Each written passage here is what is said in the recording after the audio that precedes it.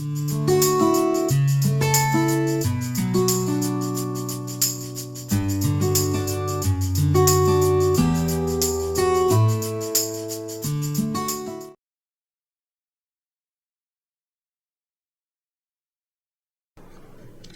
afternoon everyone. Myself Durga Bhavani from CSE department, and today I am here to discuss about the course which is Introduction to Programming. And in that course today we will learn about control statements. So first of all, when we consider the C program is nothing but set of instructions which are to be executed in sequential manner in which they appear, right? So nothing but all the set of instructions should be executed in some order in which they exist. And here, but this is not all the cases for real-time applications. In some cases, we need to shift the control from one place to another place. So here, the statements which are used for shifting the control, the flow of control from one place to another place are known as control statements.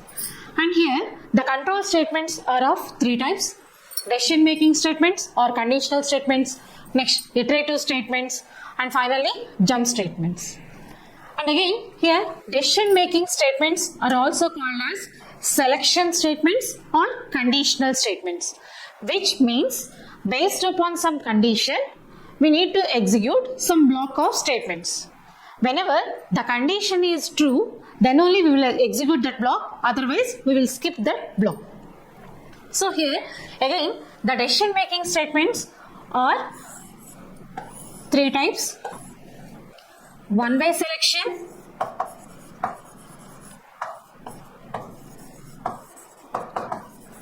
second one two-way selection, third one multi-way selection.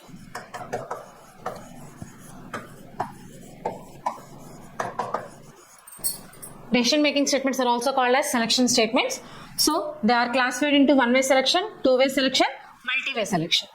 And again, if we classify these types, one-way classification is nothing but simple if structure, simple if statement. Two-way selection means we are having both true block and false block, which is nothing but here we need to learn about the if-else syntax. And when come to the multi-way selection statements, here we have some several types in which the first one is nested if, else if ladder,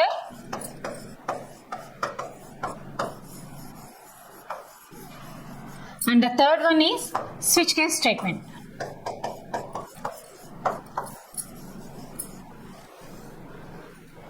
Right? When come to the second classification, which is iterative statements, are also called as loops.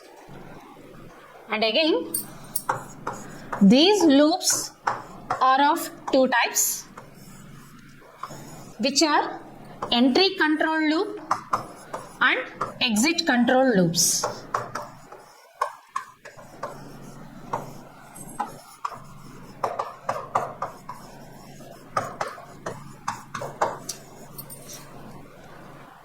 Entry control loops again classified into two types. One is for loop and the second one is while loop. And this exit control loop is nothing but do while loop.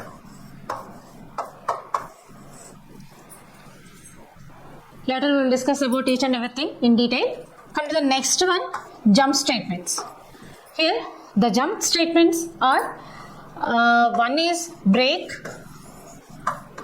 second one is continue, third one is go to.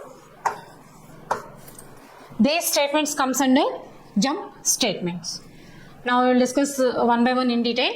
So in that, come to the first one about decision making statements.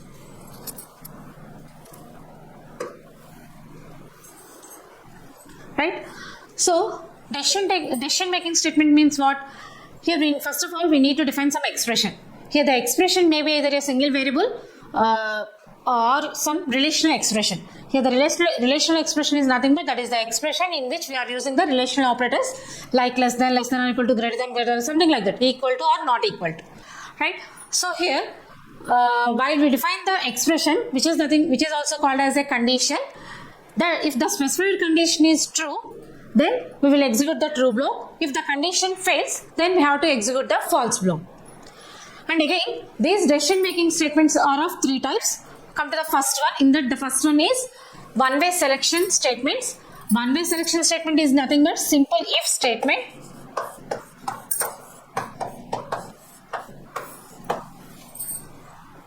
When we consider the syntax of this statement means, let me see about the syntax of this statement. Initially, we have to use the keyword if, which is in small letters, and after that, within the parenthesis, we need to define the condition or the relational expression. Right? Next, we have to define the block of statements.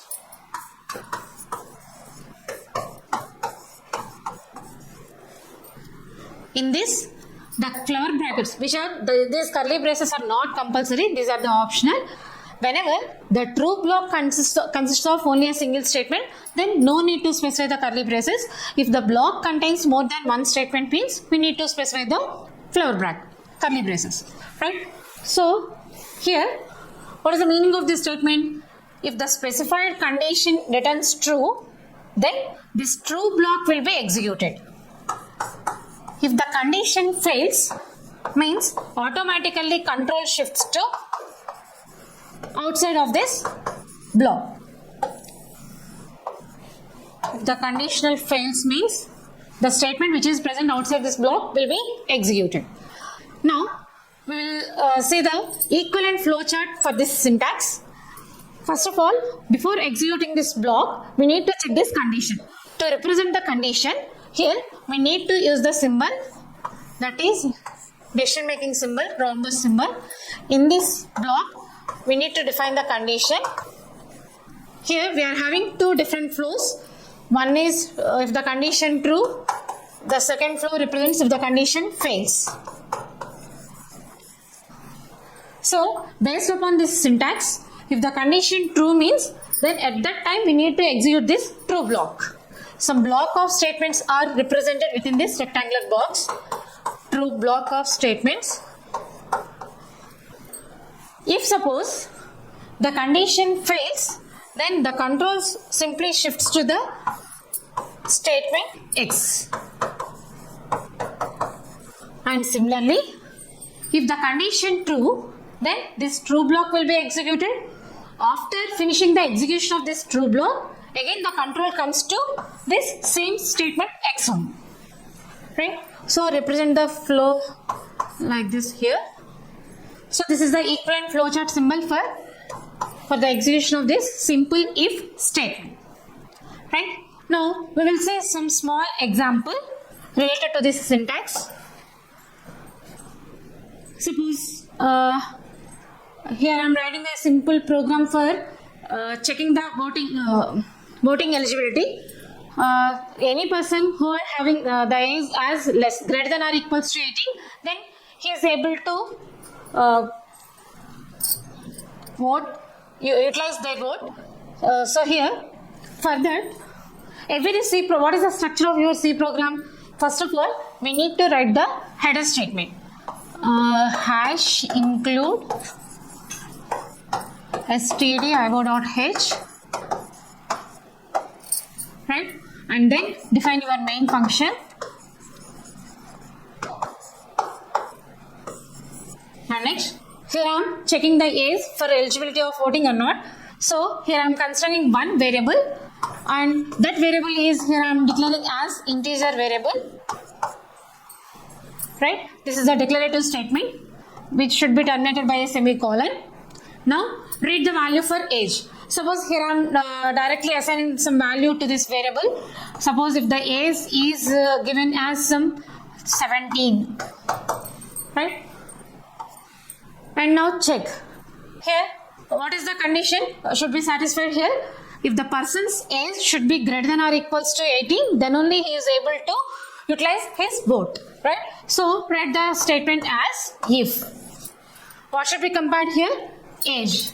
So here age value should be greater than or equals to 18. Then only he can utilize his vote. So that write the printer statement as eligible for voting.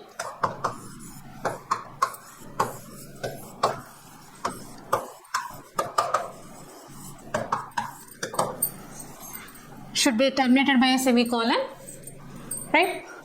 Here, this is the simple if statement. Here, I am defining that whenever the condition is true, then only I can say that he is eligible for voting.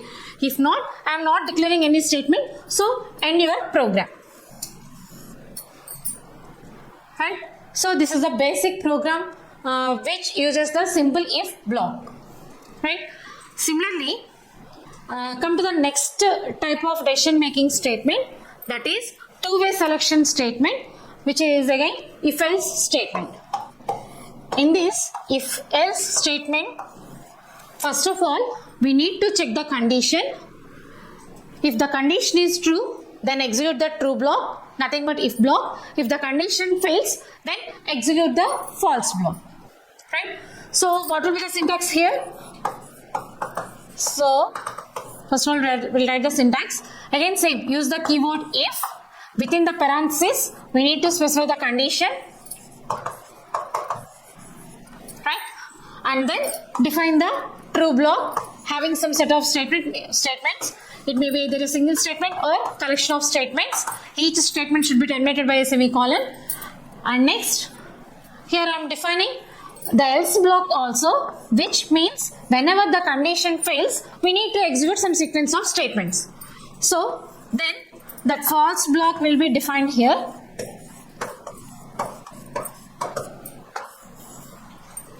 Right? So this is the simple syntax for if else statement. Then when come to the flowchart symbol for this syntax, again first of all we need to check the condition. To define the conditional statements, we should use the rhombus symbol. So in this block, write about your condition. Again, the symbol has two different flows. One is true and the second one specifies the false.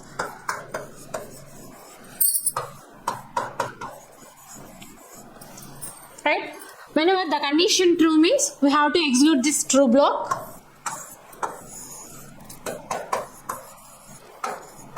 If suppose the condition fails means, then we need to execute the false block.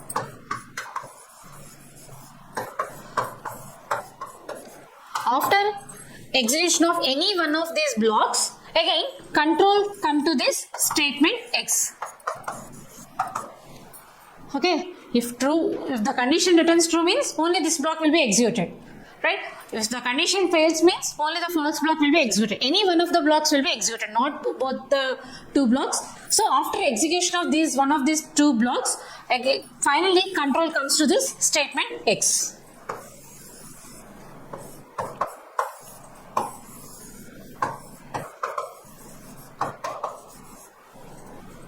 Right?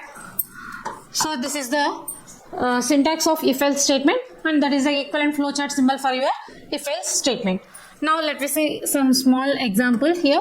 Again I am considering the eligible for voting. Here I am saying that if the age value is greater than or equals to 18, he is eligible. Otherwise, here I am defining that false statement also. If the condition fails, then he is not eligible for voting. Right? So here I am defining both the statements for true and for false also. So again, write the same code. First of all, write your header header file stdio.io.h and define your main function. So here I am checking the age, right? So what is the variable required here? Age value only, and here I am considering the variable as integer data type. So this is your declarative statement. And here directly I am assigning some value to this variable. Suppose if it is some 33, right? Or else you can also read the value from the keyboard during your program execution. For that purpose we need to define the scanf statement, right? So how to write that statement? Here I'm writing it into the comment lines.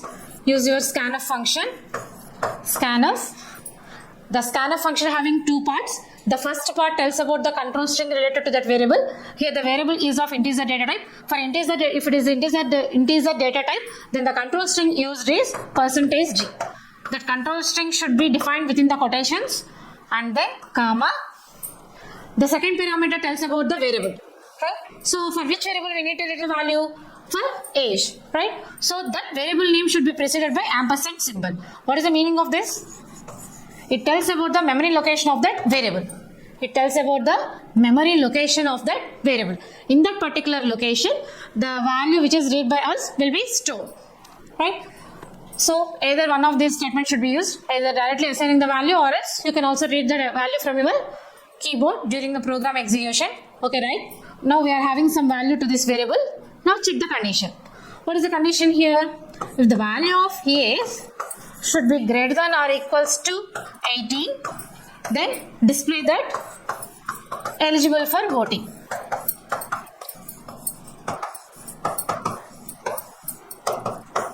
Should be terminated by a semicolon. If suppose the condition fails. Fails means simply use the keyword else. The condition fails means what? He is not eligible for voting.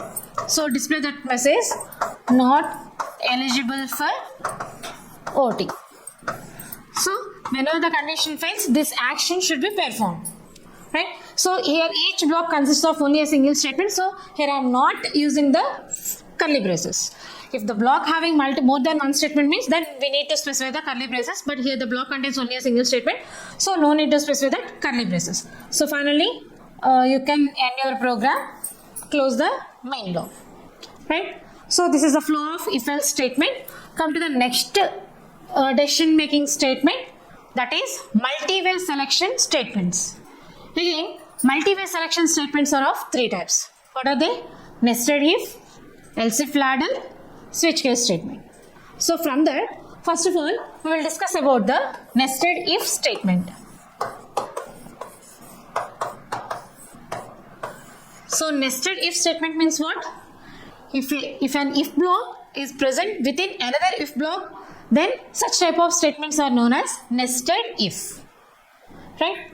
So if you observe the syntax of this statement, right? So use the keyword if. Here I am defining multiple conditional statements. If first of all check the condition 1. Now here again within this if block I am checking another condition. This condition will be checked whenever the outer specified condition will be true, then only the second condition will be checked. Right? So here I am checking one more condition.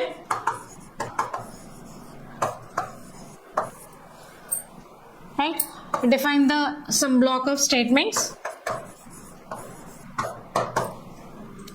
Right? Close your if. Here you can also define else block related to inner if. That is optional. Define some set of statements. Similarly, for outer if, again I am defining some else block. Within this else block also, we can define if else statement. Right? So such type of statements are known as nested if statements. When we observe the flowchart for this syntax,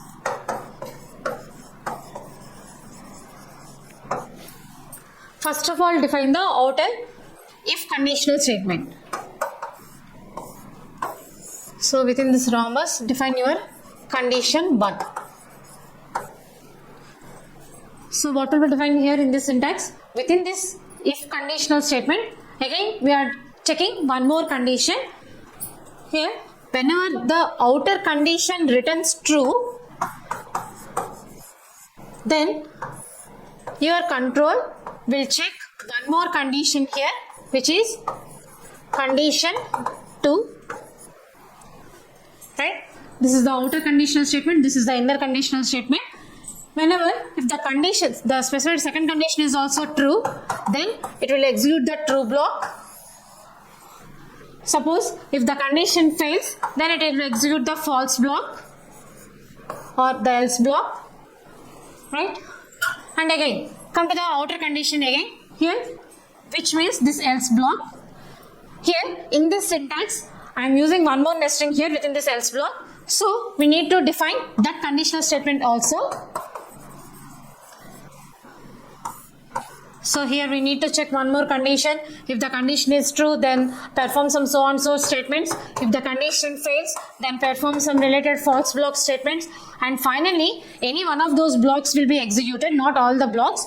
So after execution of one of these 4 blocks, finally the control shifts to statement X, which is present outside this if conditional statement.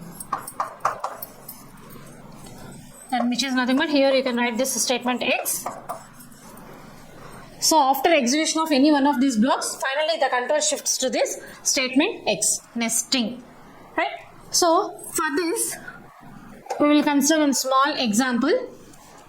Here we will read one value for the variable n, and here I am checking whether that value is equals to 0 or less than 0 or greater than 0. For that purpose, here I am writing the code. Again, write the header file section, and next come to your main function.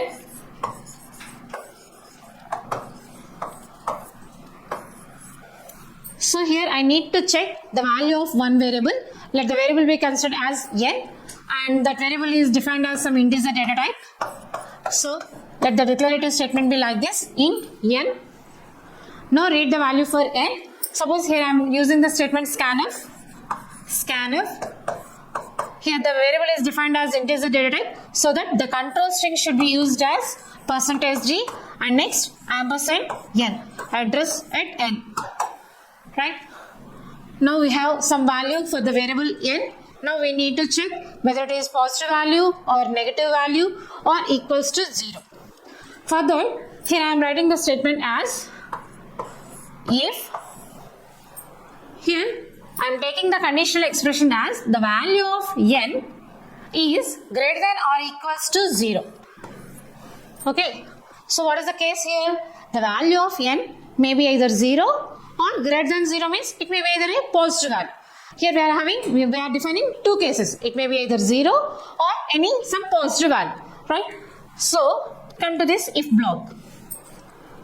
Now I am splitting this conditional statement into 2 different things. First of all, I am checking the first relational operator, which is greater than 0. So if, write the conditional statement as if n is greater than 0, then define the printf. So if the value of n is greater than 0 means what? That is a positive number. Display that the given number is positive number. For example, here the inner if fails means what? Whenever the control enters into the outside conditional statement means here whenever the value of n is greater than 0 or is equals to 0. In those 2 cases only your control will enter into this block. Okay, once your control enters into this block means what? Either the value of n either positive or it may be 0. We are having only the 2 cases. Either it is a positive or equals to 0. So inside this if conditional statement, again here I am checking that if the value of n is greater than 0 means that is a positive number. Here we are having only the 2 cases. Either it may be either positive or maybe 0. If the positive case fails means what? That value should be equals to 0. Right? So here I am defining the else for innermost if block. So if the innermost if fails means the value of n is equals to 0.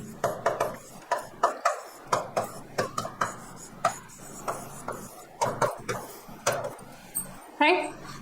Now, here I am closing the block of outer if conditional statement. Right? Now I am defining the false block, else block for the outer if statement. What is the given condition for the outer if statement here? N value is compared with 0 and the relational expression is given as greater than or equals to. If that condition fails means what? The value of n is not greater than 0 and is not equals to 0. Not greater than 0, not equals to 0 means what? What is the remaining other case?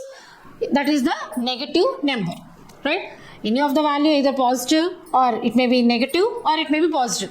Here we are defining whenever the control comes to this else block means what? The value of n is not equals to 0, not positive. So finally what can we conclude then? Printf, the given number value is negative.